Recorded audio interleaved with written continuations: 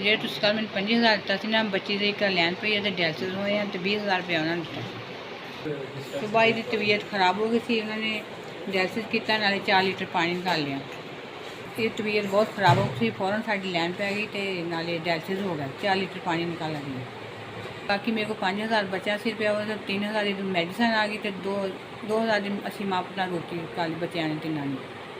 ਸਾਡੇ ਕੋਲ ਕੋਈ ਪੈਸਾ ਨਹੀਂ ਹੈ, ਕਸਟੂਲੇ ਦੇ ਪੈਸੇ ਵੀ ਅਸੀਂ ਦੇਣੇ ਆ ਹਜੇ। ਕਸਟੂਲਾ ਬਣ ਗਿਆ, ਬਾਕੀ ਅਸੀਂ ਪਰੇਸ਼ਾਨ ਬਹੁਤ ਹਾਂ, ਸਾਡੇ ਕੋਲ ਕੋਈ ਪੈਸਾ ਨਹੀਂ ਦੇਣ ਵਾਸਤੇ ਕਿ ਅਸੀਂ ਉਹਨਾਂ ਨੂੰ ਦੇ ਦਈਏ। ਖੁਦਾ ਦਾ ਮੇਰੀ ਧੀ ਦਾ ਪਹਿਲੇ ਕਸੂਲਾ ਬਣਾਇਆ ਚੱਲਿਆ ਨਹੀਂ, ਹੁਣ ਦੁਬਾਰਾ ਵੀ ਬਣਾਇਆ, ਫਿਰ ਵੀ ਤੀਸਰੀ ਜਗ੍ਹਾ ਬਣਵਾਇਆ, ਹੁਣ ਚੱਲਾਂ। ਸ਼ੁਕਰ ਅੱਲਾਹ, ਉਹਨਾਂ ਨੇ ਟਰਾਈ ਕੀਤੀ, ਫਿਰ ਦੂਸਰੀ ਜਗ੍ਹਾ 'ਤੇ ਬਣਿਆ। 25,000 ਰੁਪਇਆ ਹੁਣ ਮੈਨੂੰ ਮਿਲਿਆ।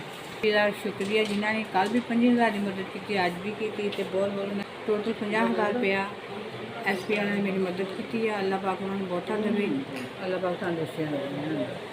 ਅਜੇ ਮੈਂ ਆਪਣੀ ਬੱਚੀ ਲੈ ਕੇ ਇੱਥੇ ਹੀ ਹਾਂ, ਕਿਉਂਕਿ ਮੈਂ ਗਰੀਬ ਲੋਕ ਹਾਂ, ਮੈਂ ਕਿਸੇ ਪਾਸੇ ਉਹ ਨਹੀਂ ਜਾ ਸਕਦੀ।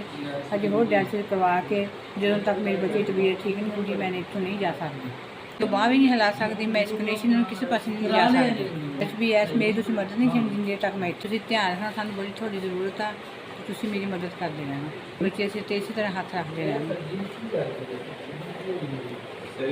SBS ने मेरे 2 दिन 50,000 मदद की, इन्हों का बहुत बहुत शुक्रिया। आपकी वजह से हमारा 2 चीज़ें बनी हैं, हम तो उम्मीद भी छोड़ दी थी। मेरे डायलिसिस कराने का कोई रास्ता नहीं बचा था। आपका शुक्रिया, आपकी वजह से जो हो पाया। आपका बहुत शुक्रिया। हमने लैन भी डाल के थे, पिस्तौल भी पै गया, बहुत बहुत शुक्रिया। SBS से आपका बहुत शुक्रिया, आपने 2 दिन हमारी 50,000 मदद की, आपका बहुत बहुत शुक्रिया।